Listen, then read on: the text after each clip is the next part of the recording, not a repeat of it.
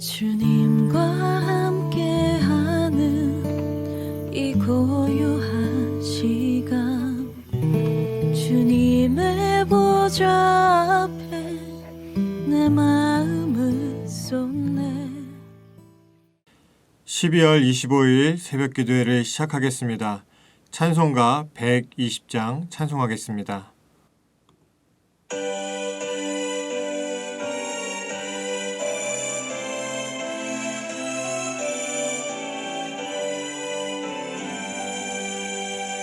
오 베들레헴 작은 곳 너 잠들었느냐.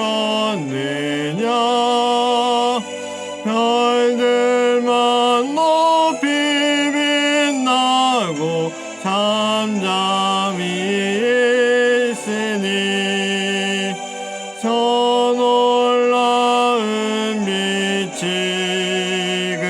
캄캄한 이 밤에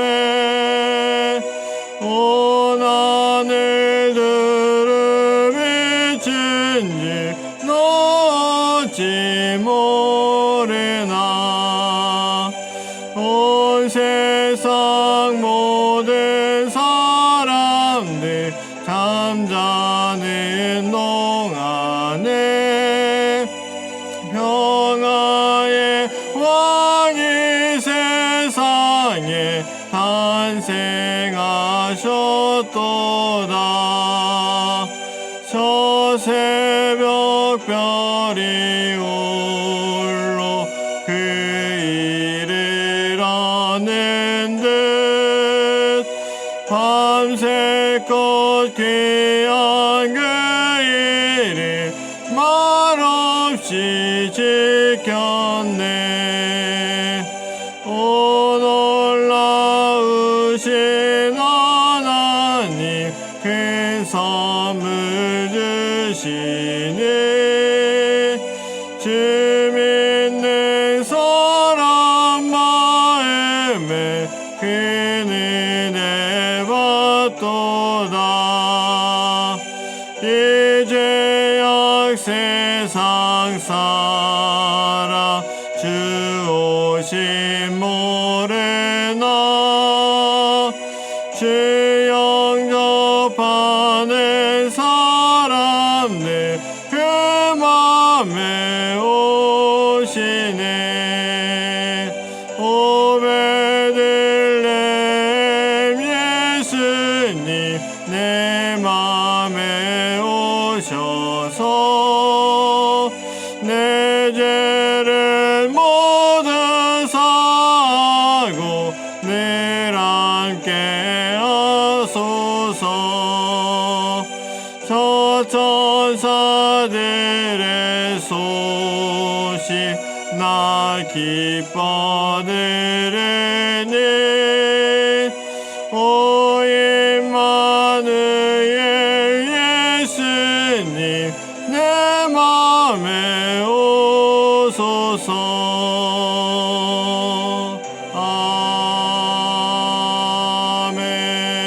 아멘. 오늘 하나님께서 우리에게 주시는 말씀은 이사야 11장 1절에서 10절까지 말씀입니다. 제가 봉독하겠습니다. 이새의 줄기에서 한 싹이 나며 그 뿌리에서 한 가지가 나서 결실할 것이요 그의 위에 여호와의 영 곧 지혜와 총명의 영이요 모략과 재능의 영이요 지식과 여호와를 경외하는 영이 강림하시리니 그가 여호와를 경외함으로 즐거움을 삼을 것이며 그의 눈에 보이는 대로 심판하지 아니하며 그의 귀에 들리는 대로 판단하지 아니하며 공의로 가난한 자를 심판하며 정직으로 세상에 겸손한 자를 판단할 것이며 그의 입에 막대기로 세상을 치며 그의 입술의 기운으로 악인을 죽일 것이며 공의로 그의 허리띠를 삼으며 성실로 그의 몸의 띠를 삼으리라. 그때에 이리가 어린 양과 함께 살며 표범이 어린 염소와 함께 누우며 송아지와 어린 사자와 살찐 짐승이 함께 있어 어린 아이에게 끌리며 암소와 곰이 함께 먹으며 그것들의 새끼가 함께 엎드리며 사자가 소처럼 풀을 먹을 것이며 젖먹는 아이가 독사의 구멍에서 장난하며 젖된 어린아이가 독사의 굴에 손을 넣을 것이라. 내 거룩한 산 모든 곳에서 해됨도 없고 상함도 없을 것이니 이는 물이 바다를 덮음같이 여호와를 아는 지식이 세상에 충만할 것임이니라. 그날에 이새의 뿌리에서 한 싹이 나서 만민의 기치로 설 것이요 열방이 그에게로 돌아오리니 그가 거한 것이 영화로우리라. 아멘. 오늘은 성탄절입니다. 안타깝게도 전 세계가 아마 침묵하다시피 이 성탄절을 보낼 것 같습니다. 성탄절은 성도뿐만이 아니라 세계적으로도 유명한 날이기도 하죠.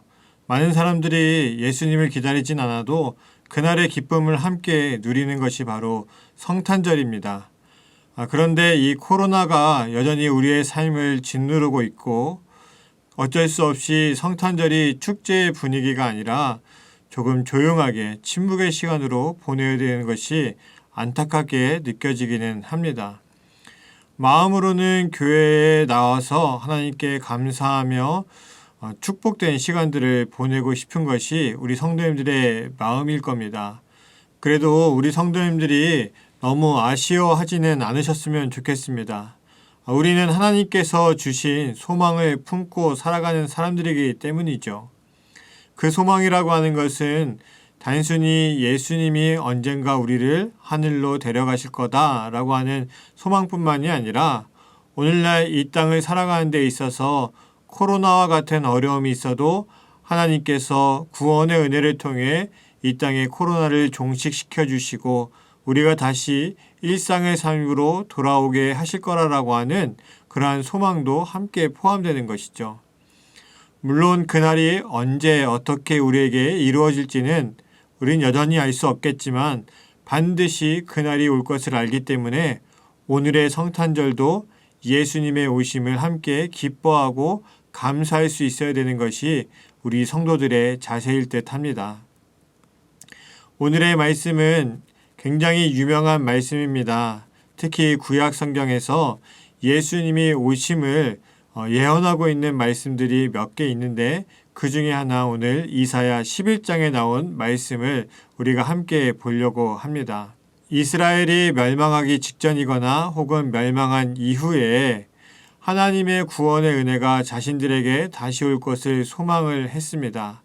그리고 이스라엘의 가장 영웅적인 사람이었던 다윗, 그 다윗의 후손 중에 우리를 구원할 자가 나타날 것이다.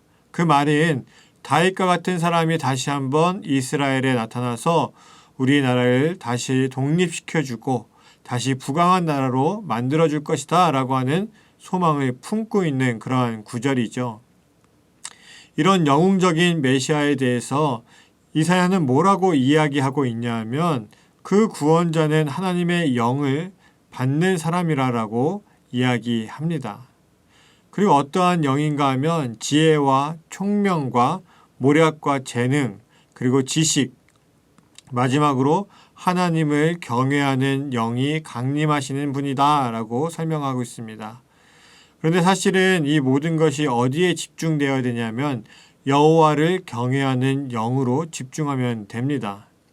결국 하나님을 잘 섬기기 위해서 지혜와 총명과 모략과 재능이 필요한 것이고 또 그 당시에 이스라엘 사람들이 하나님을 잘 경외하지 않았고 뿐만 아니라 우상 숭배도 때로는 자연스럽게 하던 그러한 시대였기 때문에 그들이 하나님을 섬기기 위해서 이러한 영들이 필요하다라고 이사야가 설명을 해주고 있는 것이고 당연히 구원자는 그러한 모든 영을 잘 받아서 최종적으로 하나님을 경외하는 자, 경외하는 영이 임하는 자라고 표현을 하고 있는 겁니다. 물론 당시의 사람들이 이 이사야의 말씀을 잘 듣지는 않았을 겁니다. 그러나 이사야는 끝까지 이야기하는 것이 있습니다. 그러한 분이 오시면 이 땅을 공의와 정직으로 심판하신다라고 4절의 말씀을 이어나가고 있습니다. 4절에 보게 되면 공의로 가난한 자를 심판하시고 그리고 정직으로 겸손한 자를 판단하신다라고 기록이 되어 있습니다. 가난한 자는 약한 사람들을 뜻하는 말인데 단순히 돈이 없으니까 약한 사람들이 아니라 그들은 약했기 때문에 가난해질 수밖에 없는 사람들인 거죠. 또 겸손한 사람들을 이야기하는데 겸손한 사람들은 정확하게 이야기하면 억압받는 사람들에 대한 이야기입니다. 자신이 무언가 드러낼 것이 없어서 혹은 드러낼 것이 있는데 겸손하게 감추는 것이 아니라 드러내고 싶어도 드러낼 수 없을 정도로 권력에 짓눌린 사람들을 뜻하는 말이죠. 그런데 그 구원자가 이 땅에 임하실 때에 이러한 사람들, 누가 볼 때는 구원받아야 되고 더 도움이 있어야 될 것 같은 사람들을 공의와 정직으로 심판하시고 판단하신다라고 기록을 하고 있습니다. 사실 그렇습니다. 가난한 사람들, 약한 자라고 해서 억압받는 사람들이라고 해서 그들이 정말로 죄를 짓지 않는 사람들은 아니겠죠. 그들에게도 죄가 있을 것인데 누가 해주는 이야기로 그들을 판단하고 재판하는 것이 아니라 구원자는 어떻게 하냐면 약한 사람들이 공의롭게 정의롭게 심판받을 수 있도록 해주시는 분이시고 억압받는 사람들이 정직하게 동등하게 판단받을 수 있도록 하시는 분이라고 하는 의미를 가지고 있어요. 우리가 생각하기에 보통 권력이 있거나 돈이 많은 사람들이 나쁜 사람처럼 여겨지잖아요. 그러나 이사야가 이야기하고 싶은 것은 정확하게 이야기하자면 6절, 7절, 8절에 기록이 되어 있습니다. 6절, 7절, 8절에 보게 되면 그 구원자가 또 하나님께서 이루시고자 하는 놀라운 뜻이 무엇인가? 그리고 가난한 자와 또 겸손한 자를 심판하고 판단한다라고 하는 것이 무엇인가에 대해서 설명해 주고 있는데 6절, 7절, 8절에 보게 되면 정확하게 이야기하자면 포식자와 피식자가 기록이 되어 있습니다. 쉽게 이야기하면 호랑이와 같은 맹수와 같은 다른 동물들을 잡아먹는 그러한 부류와 상대적으로 그들에게 잡혀 먹힐 수밖에 없는 피식자들이 등장하게 되는데 이들이 서로 어울려 살아가는 모습을 보여주고 있습니다. 그러니까 하나님께서 예수님을 통해서 이 땅에 이루시고자 하는 그 나라, 이사야가 구원자를 통해서 이루어지게 원했던 나라는 무엇이었냐면 이 땅에 모든 사람들이 함께 살아갈 수 있는 그 땅을 바라고 소망했던 것이죠. 그래서 9절의 말씀을 보게 되면 뭐라고 또 기록이 되어 있냐 하면 내 거룩한 산 모든 곳에서 해됨도 없고 상함도 없을 것이니 라고 하나님의 뜻이 기록이 되어 있습니다. 결국은 피식자와 포식자가 있다라고 하는 것은 서로 갈등 관계가 있고 그 갈등 관계에 의해서 한쪽이 파괴되는 모습을 보여주는 것이죠. 그러나 하나님께서 원하시는 뜻은 그 누구도 상하지 않고 해됨도 없는 곳, 그것이 바로 하나님께서 원하시는 곳이다 라고 하는 것을 분명히 이야기해 주고 있습니다. 또 여호와를 아는 지식이라고 이야기하면서 정말 하나님께서 너희들에게 원하는 것이 무엇이냐? 제사를 잘 드리고 어떠한 신앙의 활동을 잘하는 것 뿐만이 아니라 그러면 하나님께서 정말 우리에게 원하시는 뜻이 무엇이냐? 오늘날 이 땅에 살아가는 우리 모두가 누구와 갈등하고 누군가를 파괴하는 삶이 아니라 함께 살아갈 수 있는 길을 열어가고 만들어가고 그렇게 살아가는 것이 바로 하나님의 뜻을 제대로 아는 지식이라고 이야기하는 것이죠.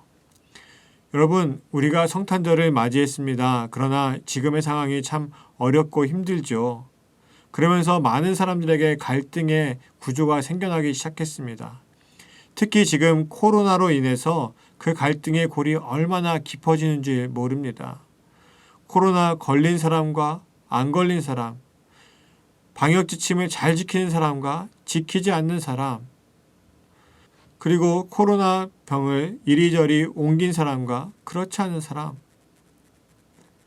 이런 것으로 사람들을 지금 얼마나 나누는지 모릅니다. 심지어 교회에서도 제대로 방역 지침을 지키지 않아서 코로나의 퍼짐에 일조한 교회들과 또 열심히 방역 지침을 지키면서 그 모든 것을 막아낸 교회들, 또 믿지 않는 세상의 사람들이 교회를 향한 그 비판과 그 중에서도 방역 지침을 잘 지키고 있으면서 흔히 말하면 손해보면서도 비판을 당하는 교회들. 모든 것이 갈등의 구조로 이어져 있습니다.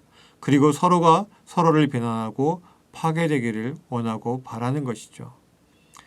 우리 성도님들은 오늘 이 말씀을 통해서 특히 성탄절을 맞이하게 되면서 반드시 기억해야 될 것은 하나님께서 예수 그리스도를 통해서 이 땅에 이루시고자 했던 그 나라는 갈등의 구조 속에서 누군가가 무너지고 파괴되는 것을 원하시는 것이 아니라 그러한 갈등에 있는 사람들이 서로가 서로를 이해하고 한 자리에서 함께 살아가기를 원하십니다. 그래서 우리 성도님들은 우리가 하나님과 함께 할 수 없는 사람들임에도 불구하고 하나님께서 예수 그리스도를 보내주셔서 우리가 하나님과 함께 할 수 있게 된 것처럼 이날 이 성탄절에 다시 한번 예수님께서 우리에게 오신 그 뜻을 기억하면서 이제는 세상에 나아가서 우리가 예수님과 같이 세상과 하나님을 연결할 수 있는 그러한 성도의 삶을 살아가셔야 됩니다.